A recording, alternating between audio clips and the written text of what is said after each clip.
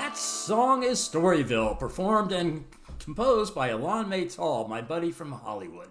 Folks, you're listening to WPVM LP in Asheville, North Carolina, 1037 on your dial, and globally at WPVM.org.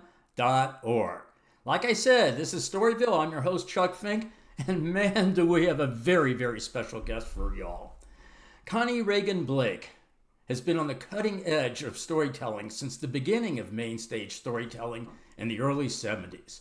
She was one of the first to make her living as a full-time professional traveling storyteller. The Library of Congress has recognized her rich history and continuing influence. It now houses her memorabilia in the exclusive Connie Regan Blake collection.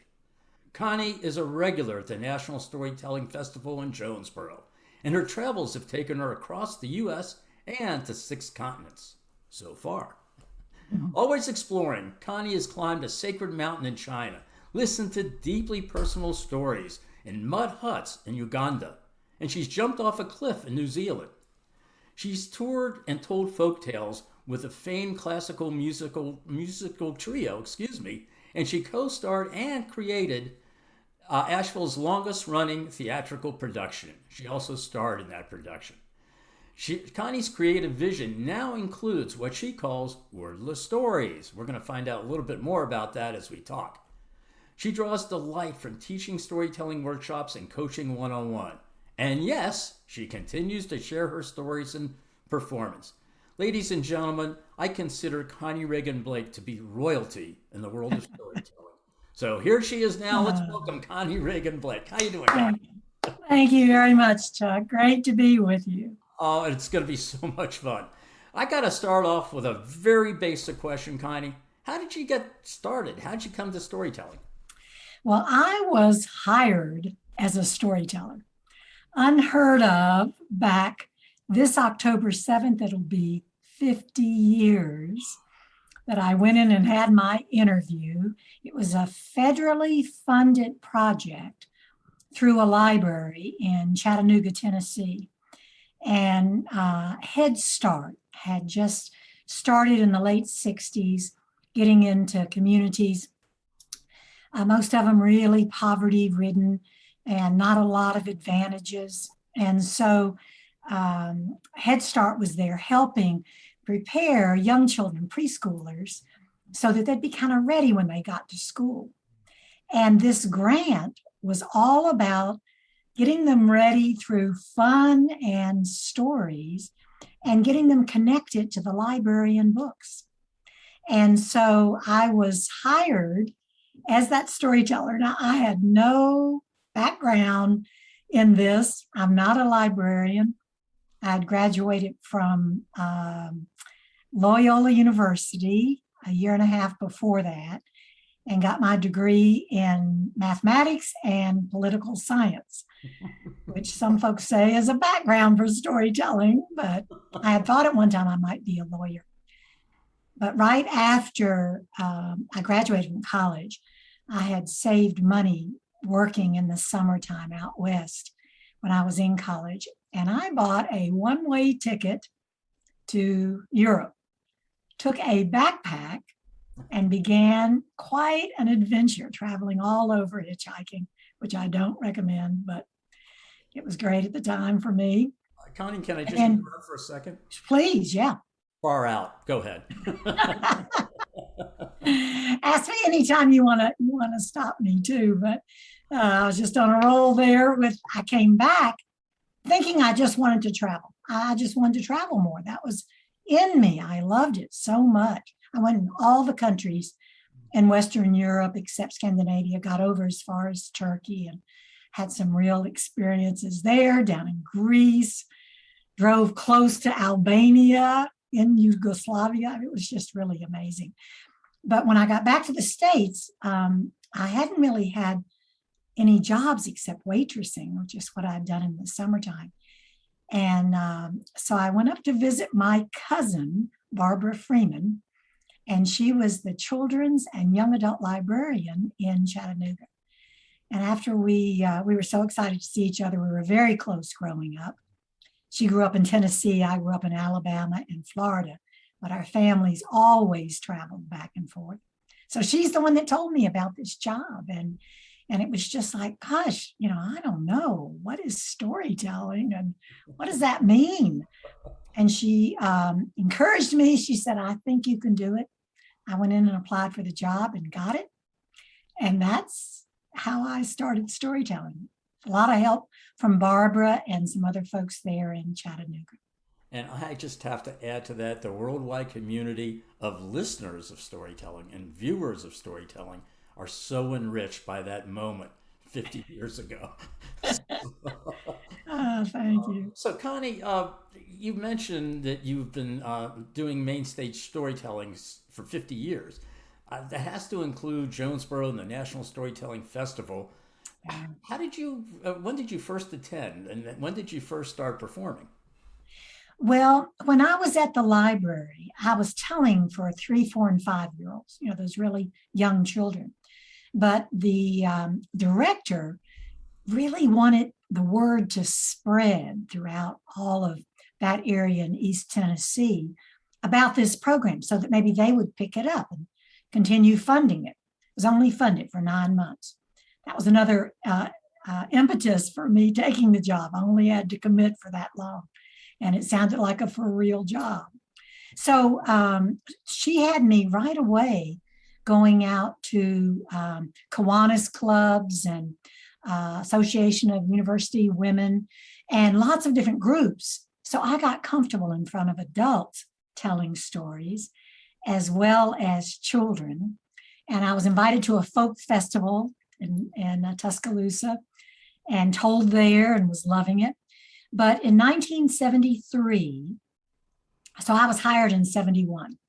2 years later, a friend of mine who knew I was a storyteller wrote me and said, there's this festival. Now, this was back when we wrote letters. And she wrote me and said, there is this storytelling festival in Jonesboro, Tennessee. And it's not going to be focused on music. It's really, they're saying it's going to be storytelling. And she gave me the person's name and I looked him up, not on Google, but I found an address, wrote him a letter and said, I'm a storyteller. I've heard about your new festival coming up and I'd love to come up for it. And he wrote me back and said, great, we'd love to have you and we'll put you on stage and have you tell a story. And that was your first time attending, and you told the first time you attended. I did, yeah. They invited people up from the audience. There were only 35 or 40 of us sitting outside. They had blocked off. Jonesboro is a small, incredibly magical place, oldest town in Tennessee. And they had blocked off one block downtown right next to the courthouse and brought in a big flatbed truck. And they had some storytellers. Ray Hicks was there. That's when I first met Ray. And I'll talk about him a little bit more later. He's been an incredible influence in my life. And mostly then they did have politicians and a few boring jokes. And but they didn't really have, Ray was the only traditional storyteller that was there, but they were aiming in the right direction, I felt. And they they asked, one, and I had connected with Jimmy Neal Smith, who started the festival. That's who I had written the letter to. And I found him and he said, oh yeah, we'll put you on. And bravo to him for having this incredible idea that is now going into its 49th year this October. Wow. So share with our audience, if you would. First of all, I need to ask you, how many times have you performed at the festival? So I have a unique distinction. I have been on stage as a teller or as an MC all 48 festivals. Wow. That including last year, I went over to Jonesboro to do MCing. And I don't know how many times I've been featured, maybe 18 or 20, something like around that. But every single year, yeah, I'm the only one. Wow. So you described the festival in this first year as 35 people and a truck as a stand and an outdoor festival. Tell our audience what it's like today. Well, it's about when we can meet in person, and which we are doing again this year. They're going to have virtual and in-person storytelling. They have huge tents that seat 1,200, 1,500 people.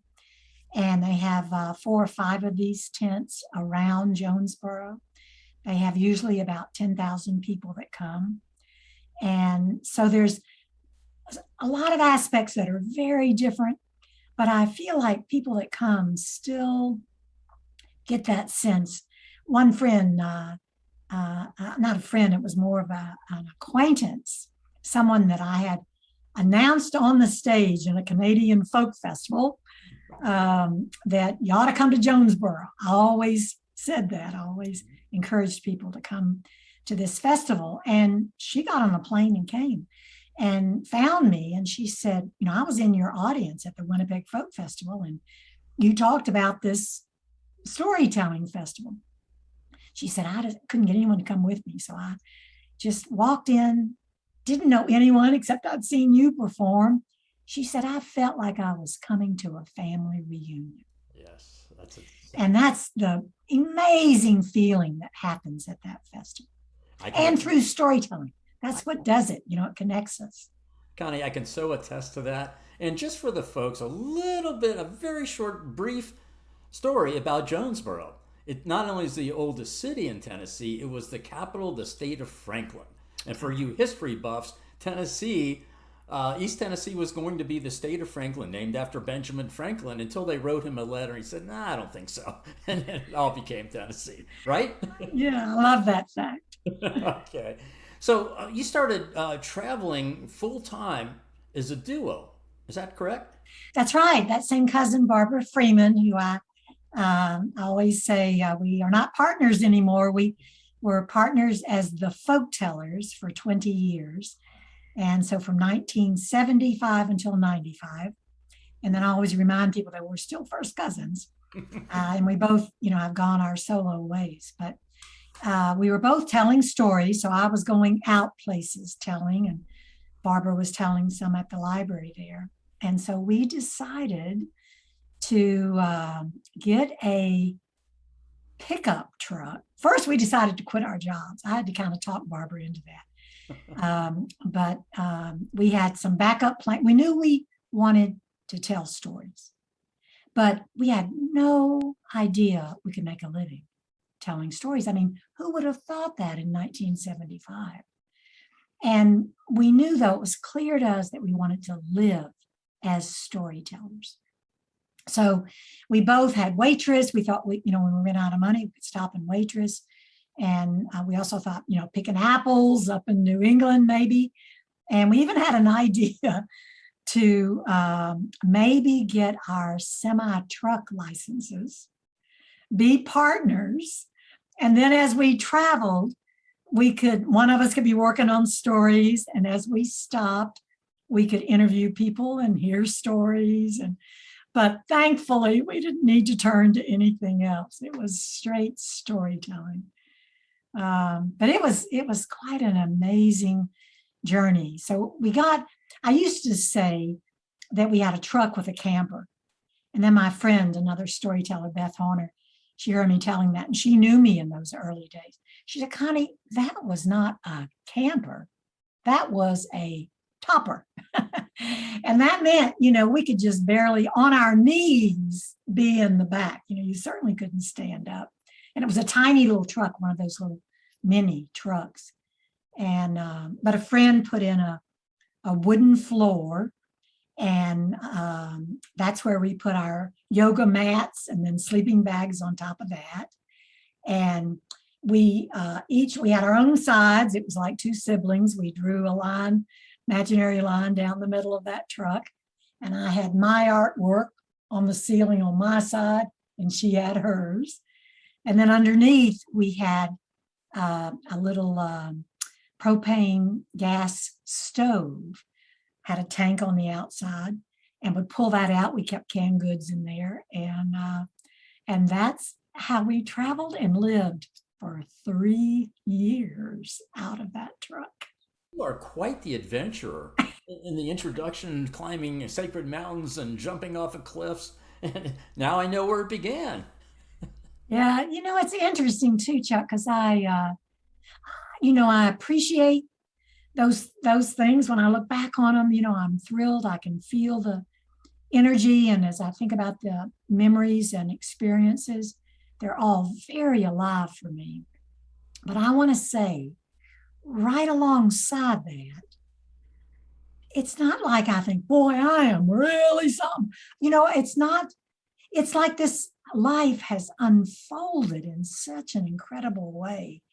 And these opportunities have presented themselves. And it's certainly, not like I thought that was going to happen, or so, but it has been quite extraordinary. It sounds like there might be a story in there.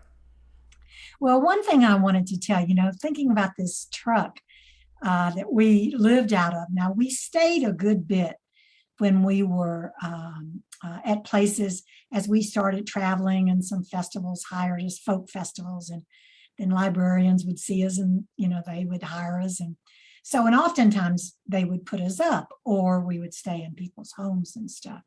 But we also were in the truck a lot, and we did all the driving everywhere, mostly on the East Coast. And I mentioned Ray Hicks earlier. He became such a friend, like family, a mentor, and a teacher on so many levels. And I met him at that very first storytelling festival. They introduced him, and he walked up on stage, up onto that flatbed truck, all 6 feet 7 inches of him. And he looked like a giant praying mantis standing on that stage. And there was a microphone in front of him. But he kind of told that story to the heavens. It was the first time I think he'd ever met a microphone.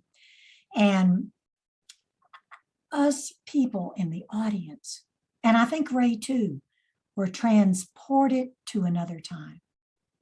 And it was, really in that moment, it was a life-changing experience for me and for the whole world of storytelling, because Ray then became the face of traditional mountain storytelling and the face of the National Festival.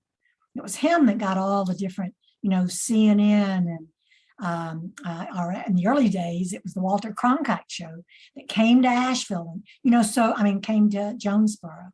And, but it was Ray that really inspired all that, because he was such a unique person.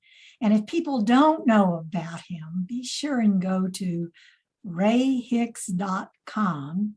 And it's a website we have up, and it tells a lot. But after that first performance he did on stage, and after we were finished that Sunday afternoon in Tennessee, Ray and his wife Rosa, my cousin Barbara, and I, the 4 of us walked around town, and this bond was just created. And it wasn't long after that I made the first of many, many trips to Watauga County, Beach Mountain, here in North Carolina, to where the Hicks lived. They were on land that had been in their family, the Hicks family, since the 1700s. And they didn't have running water. No, they did have electricity starting in the 60s, I think, maybe the late 50s. But they were still getting their water from a spring that came into a tub, and Rosa would go out from the kitchen and she'd get the kids to bring in water. She did all of her cooking on a wood stove, no heat except for wood. It was a very different way for me to experience life. And I loved it up there. And as you know, but just in case other people don't, Ray really became this icon. And all across the world, linguists and folklorists would come and visit just to sit at his feet. And it was said that his dialect was such that George Washington and Daniel Boone would have been very comfortable in conversation with Ray Hicks. So he was this extraordinary man. And once Barbara and I left the library in that little truck, anytime we came close to Western North Carolina, of course, we didn't live anywhere. So it wasn't like we had roots in Asheville like we have now. But anytime we came close to Western North Carolina, we'd always go by and visit. And you couldn't call them. They didn't have a phone. You just have to hope that Ray wasn't out in the woods collecting herbs. Now, that's one of the ways that they brought in a little bit of money. He would go out and collect some ginseng and sell it to some of the herb places. But we were close by. We decided to stop. But before that, I'll tell you a little bit more about Ray, actually. I mentioned about that he made some money collecting herbs. He was the one in his family that kind of everyone turned to keep them going. Even when he was a child, he grew up in really extraordinary experiences. And there was one time, he was only 9 years old. His dad was off the mountain, and a late storm, winter storm came. It was in April, and they didn't have any wood for the wood stove. And Ray's mama, Rena Hicks, couldn't handle it. There was snow everywhere. It had come quick and covered everything. And she just went to bed and assumed they would all freeze during that time. And Ray, as a 9-year-old, had it in him. And he wasn't the oldest, but he had whatever it was that was needed on that day.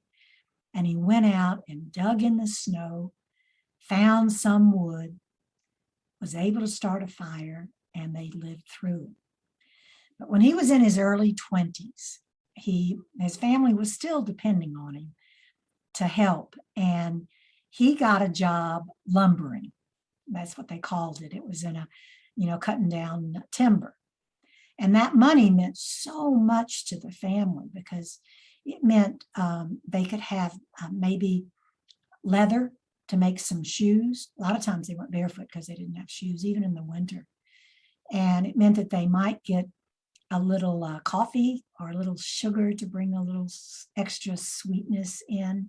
But the most important thing for that money was for the land taxes. It was crucial to be able to keep the land in the family, to have some cash. And Ray was the one they always looked to. So he'd been lumbering and going down, driving down. A neighbor had loaned him a truck to drive in back and forth to his job. And one evening he was coming home from the job, and the truck just stopped on the side of the road. He wasn't too far from home, but it just broke down. And Ray didn't know anything about engines or fixing anything. He got out and lifted up the hood and looked around, but he didn't know anything. And he knew that if he had a mechanic fix that, or even open the hood, it was more money than he had. And he also knew if he didn't show up for work, times were hard for mountain folks. There's a long line of people waiting to take his job. So that night, he went to bed and he said a little prayer. He asked for just a little bit of help.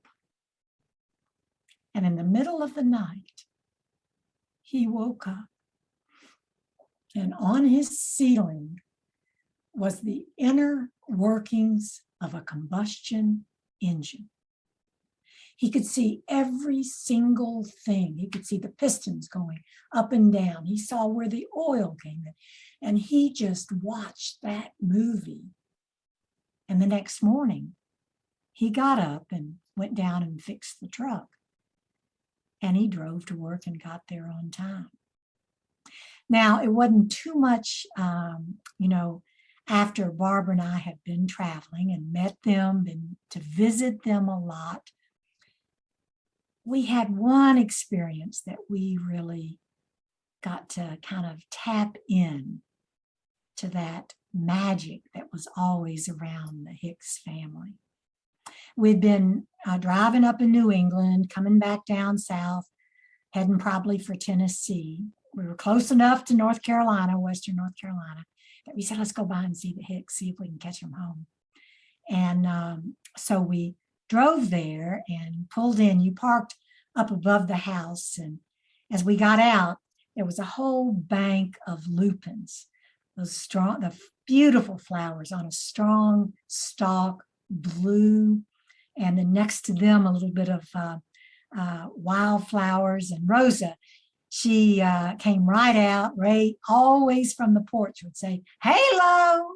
And we'd yell back and say, "Hi, Ray. Hi, Rosa." And we started down the hill there to get to their house. And Rosa came out, all 5 feet of her, next to Ray's 6 feet 7 inches. And she loved flowers, and so did I. And we got our tour.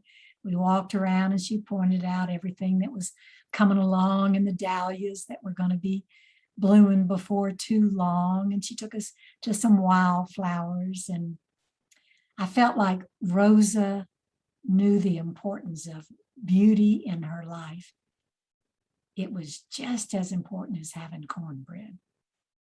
Now, so what we did, Barbara and I had a system for when we visited the Hicks, because Ray liked to talk and he liked to tell. And it wasn't really conversation. You kind of didn't go back and forth. It was him telling, because that's what everybody that came there wanted. And what we would do, one of us, if it was in the summertime, if weather was nice, we would sit on the front porch. It was in the winter, we were inside. But this time it was on the front porch.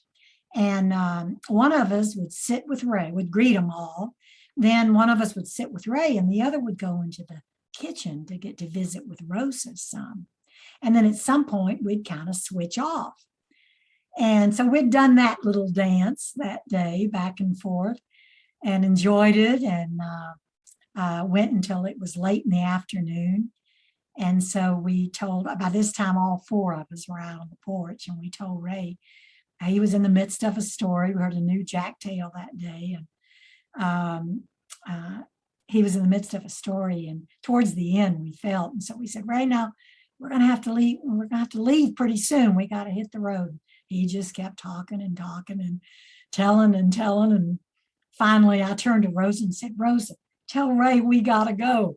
And he kept talking. So Barbara and I got up and Rosa got up and we started up the hill, and Ray got up, he's still telling, and we walked right on up. Now, it's important that you know, our dear truck, which was our home on the road, had gotten into some major trouble. It had, now let me think of what they called that. It was something, it was a cracked head. Now, I didn't know much about cars. I can't even remember the names of things, cars or trucks and engines. But it meant that it overheated really quickly. And but it cost a lot of money to get it fixed. It's a big deal. So what we would do is watch that gauge for the heat. And if it started heading up towards hot, we'd pull over, find a place to pull over. We'd get out, we carried jugs of water. We'd fill the radiator back up, because that's what that problem did, was drain the radiator. We'd fill the radiator back up, and then we'd wait for it to cool down, and then we'd start again. And it made for some mighty slow traveling, I'll tell you that.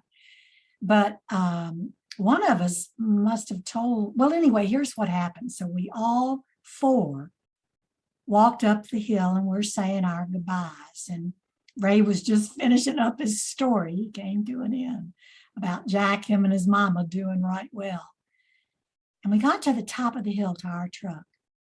And Ray said, pop the hood. And I was shocked. I don't think I'd ever heard him say something ordinary like that. It was always a story.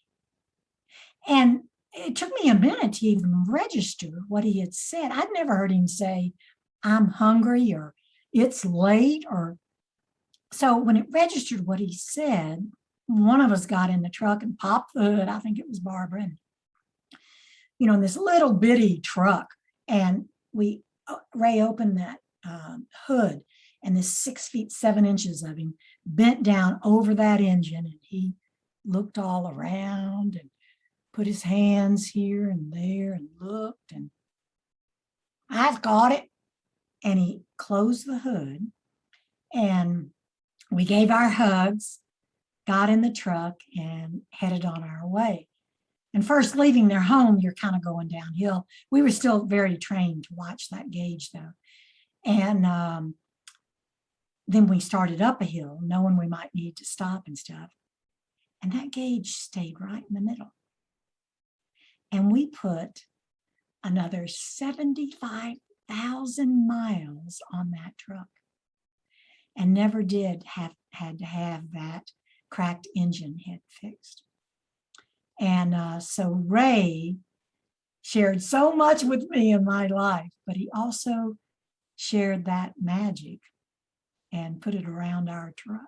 So I love thinking about that and thinking about the Hicks. That's great. Well, I must say that connection has served you very, very well. And just the fact that you know Ray Hicks that well, that you knew him that well, says so much, because he is the master. He's the icon of storytelling. So and I feel like he's still really with me, Chuck. When I go up on stage and tell about him or Rosen, I've got stories about their sons, Ted and Leonard. I'm still in touch with the kids, but I feel like, especially Ray, that I bring him on stage with me. So I feel like I get visits in, and it's past tense as far as when Ray was walking on the earth. But for me, it's present tense as far as his influence on me and storytelling. So he's still right there. So anyone that maybe is thinking, oh, I wish I'd gotten to meet him or hear him in person, you can still hear him on his website. And I've put up, there's a whole video, a PBS video that was done on him. You can watch that, listen to some of his stories. So you can still get the taste and the teachings and the joy from Ray. Well, we're going to get back to Ray in a few moments, but I also want to go back to your excursions in the country in this little truck. So you were traveling. How did you get jobs? Where were you performing, and how did you get those jobs? Gosh, like I said, we weren't expecting to make a living with it, but we had saved some money when we left Chattanooga. And we had tickets to a folk music festival in upstate New York and outside of Albany. It's called Fox Hollow. And lots of great performers were going to be there, people we had just started hearing about. Music, some ballad singing, but mostly bands and banjo and music, and lots of different people from New England, especially Utah Phillips, who was an amazing performer. But on the way up there, we stopped at a library in New Jersey, and we had, been thinking about, so what are we going to do? How are we going to do this thing of storytelling? And we stopped at the library. This was in 1975, and we knew 76 was the bicentennial. So one idea we had was maybe we could learn some Paul Revere type stories, and maybe some mall would hire us somewhere. And so we stopped there and copied some stories from that era, but we weren't really drawn to telling them. But anyway, we headed on up to this festival, and they had some of the information that they had mailed to us, told us about a campground that was nearby. We set up our tent. We had a big awning set up our truck there. It was down near the Little Hoosic River, the Little Hoosic campground. Had our awning out and went to the first day of festival. It was terrific hearing all these people. It was a big festival, several stages. And then that night we went back to our home and were sound asleep. And at 4 a.m., somebody came knocking on the windows. And it was raining outside, pouring down rain. And they were knocking, saying, "The Little Hoosic's rising. You got to get out of here." So we got out and rolled up that awning, and turned out that the Fox Hollow people had us come to where the performers were camped because the Little Hoosic was flooded and the campground was flooded. And so they showed us where to park. We set out our awning. And during that day, as we went to these music performances, we'd meet somebody sitting next to us or go up to the performer afterwards to thank them and chat maybe. And we told them we're storytellers and we're going to have a campfire tonight if you want to stop by. And we had a lot of people stopping by and we did a lot of stories. And one of the people that stopped by was Sandy Payton, who ended up recording our first two albums. And but of course we didn't know him then, we just met him. And he invited us to a festival the next week in Connecticut, another folk festival. There were the National Storytelling Festival and one other festival in Kentucky were the only festivals in the whole United States, maybe the world, that were totally focused on performance storytelling. So that just wasn't happening anywhere else. And so Sandy invited us to come to that festival the next week and said, if I get a chance, I'll maybe put you on stage. And so we went there and drove our truck there. And a lot of things unfolded during that time in Connecticut, but he did put us on stage. And before we even got off stage, a preschool teacher came up and said, would you come to my school tomorrow morning and tell stories? I can pay you $25. And that was the beginning. And then the whole folk music world just opened up to us. The next week, there was a coffee house that had an opening down on the coast in Connecticut. And they invited us to come down and perform. A whole lot of things unfolded in this magical way. And we ended up talking to Maurice Sendak and asked him if we could tell where the wild things are on stage as a duo tandem. That was our first tandem story, going back and forth. And oh, by the way, it'll be for adults, not kids. And he gave us his blessing. And then it just started. One led to 5, led to 15, led to 25. And this was before, easy access on computers or cell phones. People had to write a letter to other festivals and said, you ought to hire these 2 girls from the South. They're really pretty good. And one person that we got to know right away that ran that Connecticut Folk Festival, turns out he also, as a day job, had a copy print business. He got someone to take some photographs of us, and we came up with a name called the Folk Tellers. That person that I mentioned that was head of Folk Legacy Records, Sandy Payton, he gave us a quote, and we got a couple of other quotes from some folks that were famous in that world. And 4 days later, we had flyers. So all of that, it just kept, and people, it was like people made a real effort. It was this wanting storytelling to be on main stage. So we were still every once in a while telling for children, but mostly at the Philly Folk Festival, San Diego Folk Festival, up Vancouver, all these different festivals.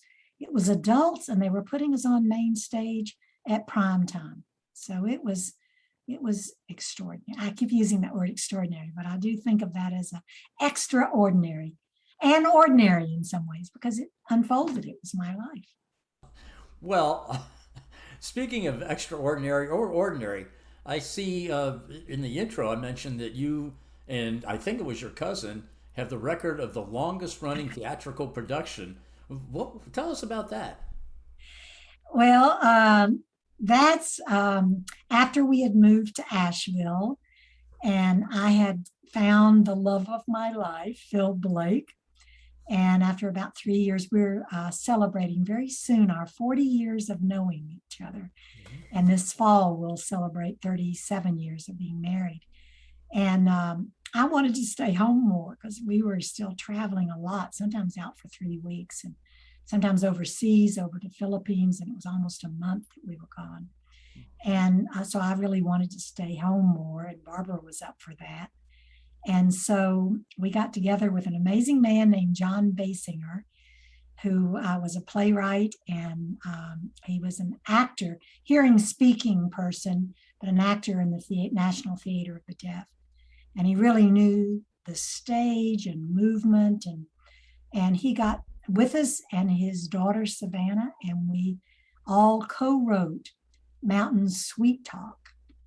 And that was our stories, the traditional stories and some personal that we'd been telling, kind of under the umbrella of this story that we created about our great Aunt Jenny and two cousins living in the mountains, one of them going off to Ohio to work. And that play, we did over 350 performances during 7 seasons, 7 years, 14 seasons. We'd do it in the summer and then in the fall. So first time I'd ever been in a play. And it was really a lot of fun, and it still holds that record. We have so many talents. As one of them I mentioned in the intro again was that you toured with a chamber music trio.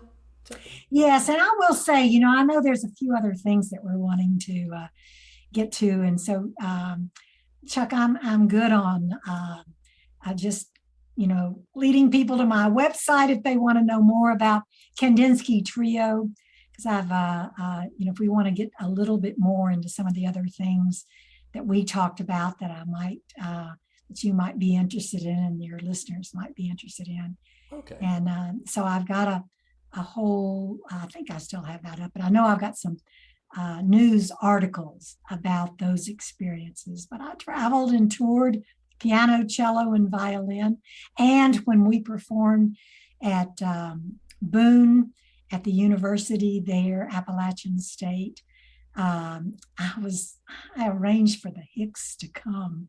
And that was the most amazing, one of the most amazing performances I've ever had. And again, I didn't know whether they were going to be able to make it, because I'd written them and told them I'd written somebody else and asked them, would they pick them up if they could go? I'd left tickets for them.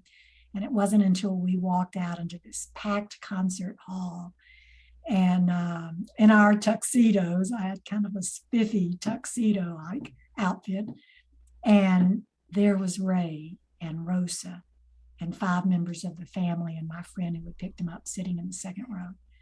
And what an experience that was, because I told with the trio a story that I learned from Ray Hicks, and it got transformed in some ways. And the way I like to say it is that sometimes the piano was telling that story, sometimes I was, sometimes all 4 of us. And it was this interweaving of art forms. And we performed all over. I think we did that one for, gosh, I'm not sure how many years. 95 is when we started.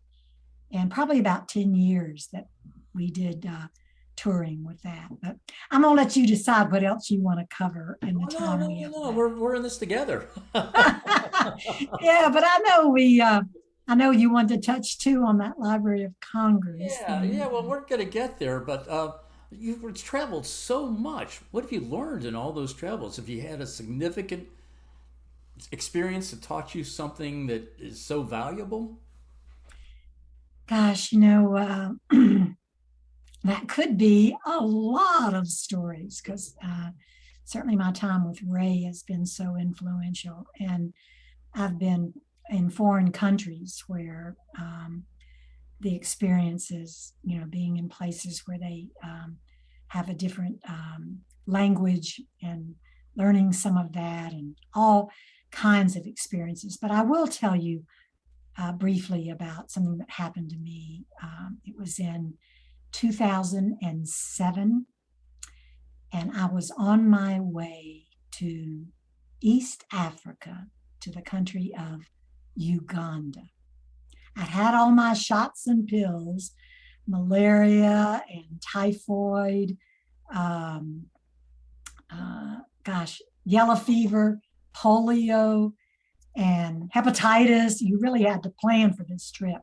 And then I'd flown from Asheville to Charlotte, to Frankfurt, to Dubai, to Nairobi, to Kampala, Uganda, Entebbe Airport. 42 hours later, I was walking down that walkway from the plane straight onto the tarmac.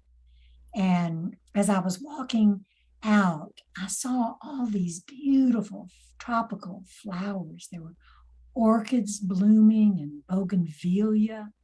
A little yellow bird fluttered right by me. And I thought, I am in paradise. But I was to learn that Uganda is a beautiful country, and it's also can be a very hard country to live there. And for me, it was quite challenging to visit. I've been invited to come by good friends, Charles and Torkin. Now, Torkin, that's an unusual name, but that's her given name. And her husband, Charles, is a doctor and was a doctor, and he had specialized in AIDS back in the 1980s. And he was really known for that. So he was invited to come to Uganda, and they were going to bring in doctors from all over Africa to study with Charles. And Charles could, share the knowledge he had gained. And Torkin went with this wonderful attitude of, how can I be of service? And one day, she and two friends, the day unfolded that they ended up creating a non-profit to give women a helping hand out of poverty, to lift themselves out of poverty. And she wanted me to come over and interview some of the women and then tell stories about them. And so my first day there, I was to interview Namakasa Rose. I was sitting right on the front porch of the Bead for Life. That's what the organization was called. Bead for Life front porch. And it was gated. It was a big solid gate, but I was waiting for Rose to come through the door of the gate. And Torkin had told me about her, how her husband had died. She had no way of providing for her 4 young children. She lived in a hut in the slums. It was mud and a few pieces of plywood here and there. Anytime it rained, everything got sopping wet, mud inside. And all she had inside was a mat she would roll out for the 5 of them to sleep on, and a tiny little stove that if she happened to get any used charcoal and she happened to get any food, she'd be able to heat it up on that little stove. That's all she had to her name, except for her 4 precious children. And so I saw this steel door open up. First, I saw this pair of red and gold, spiffy and shining shoes underneath at the bottom of that gate. And then the gate opened up the door inside, and in came Namakasa Rose. And I couldn't believe it was the same person that Torkin had told me about. She was just shining bright and beaming. My mom would have said she was dressed to the nines. She had on this red and gold dress that matched those shoes. And we hugged as if we had known each other forever. All the women that I interviewed, they knew that if I was accepted and welcomed in by Bead for Life, this nonprofit, that they considered me family before they even met me. And that's just what Rose did. And we went over to a little quiet area under a tree.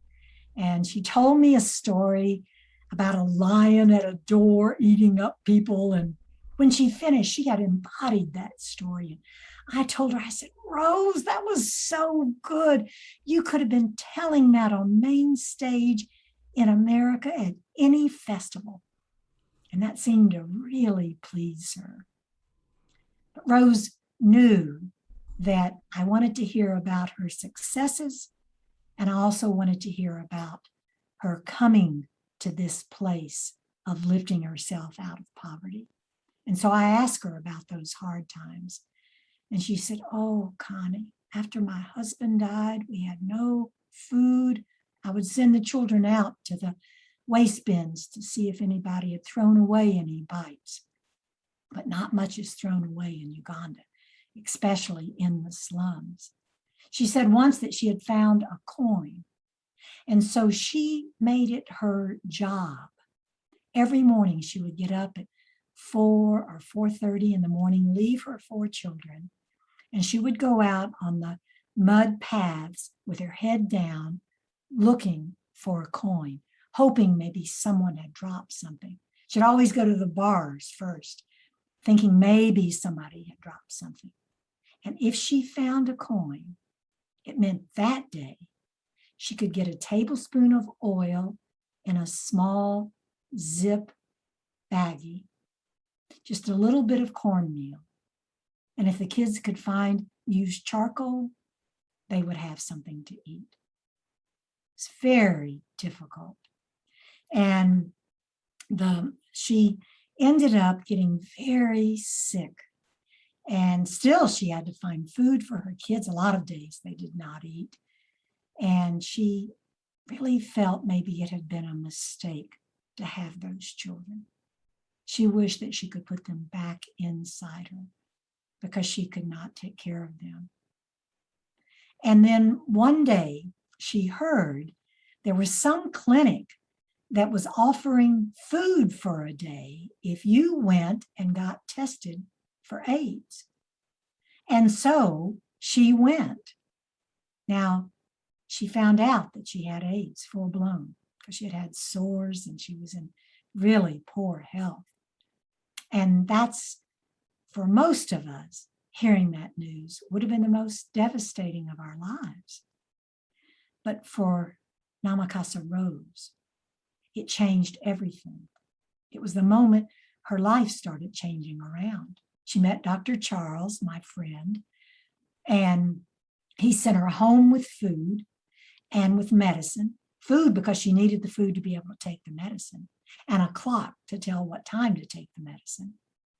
And before long, he asked Torkin to go visit Namakasa Rose. Now, I won't go into all the details. There's a wonderful story. I think some of it is online on some videos, but that I've told before, called Hope is Back on Me. I have a whole 1-hour story about the experiences there in Uganda.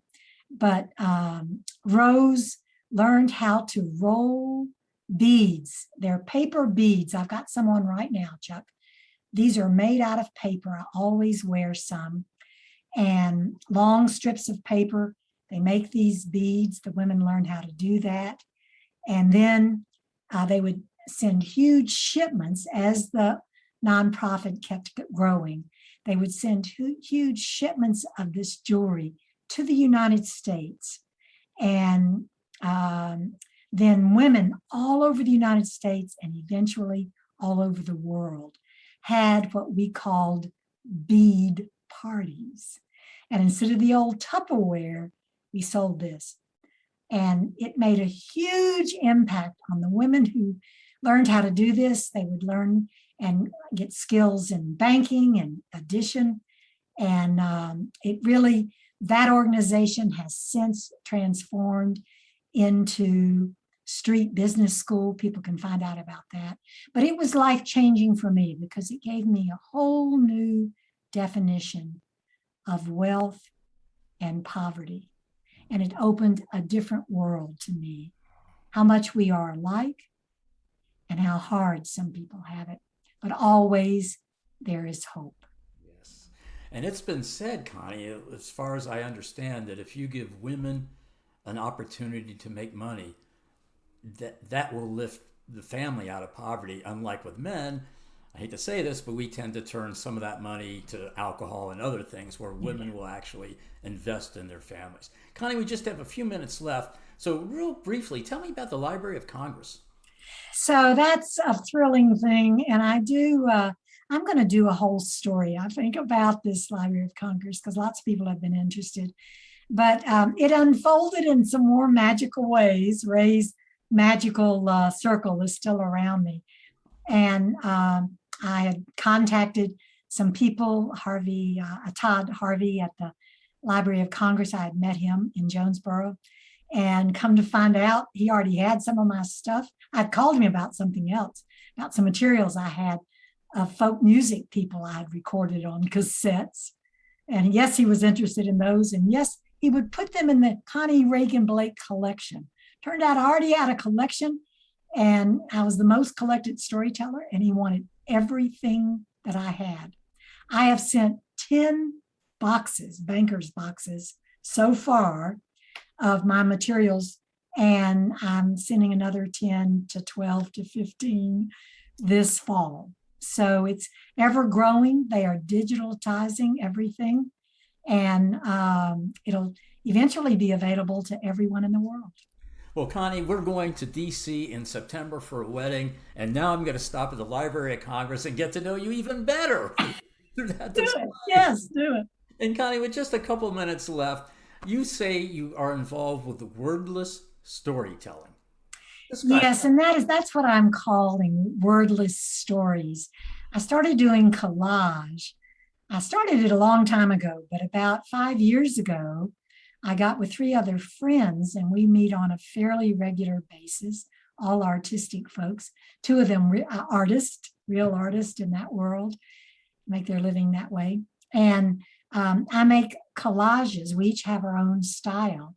And I have since made them into cards and have them as greeting cards. So if folks would, and I've got cool names on them, taking a leap or gearing up, and you'll see how the titles of each one correspond with the images, and there are all kinds of layers. So people can take a look at that on the website, along with recordings, CDs, and all that too. So what's your website? How do we find all this? Oh, I'll tell you, I wrote it out for you. It is storywindow.com.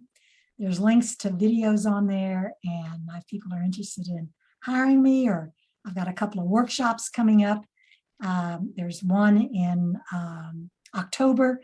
I'm teaching, that's a virtual workshop, teaching another workshop here in person in Asheville in December. I'll be at the National Festival this year. And so I hope folks, especially if they've heard us on this, Chuck, if they'll come up and mention that to me, that's how they got to know a bit of my story. Well, Connie, I know at least one person will come up and say that, and that's going to be me. It's been such a thrill. You mean so much to the world of storytelling, and through all of your efforts, you frankly mean so much to the world. I am so honored, Connie Regan Blake, to have you on this show. It's been an absolute thrill. I can't wait to see you in Washington. I can't wait to see you in Jonesboro. And most of all, I can't wait to see you here in Asheville. Yeah, that's right. So with that, Connie, we got to say goodbye. So let's do it together. Let's wave to our audience. Yeah, love to be in touch. I've got a newsletter too, so let me know what you think. Thank you all. Thank you, Chuck, very much. I enjoyed it. Oh, you're a pleasure, Connie. Take care. Bye. You too.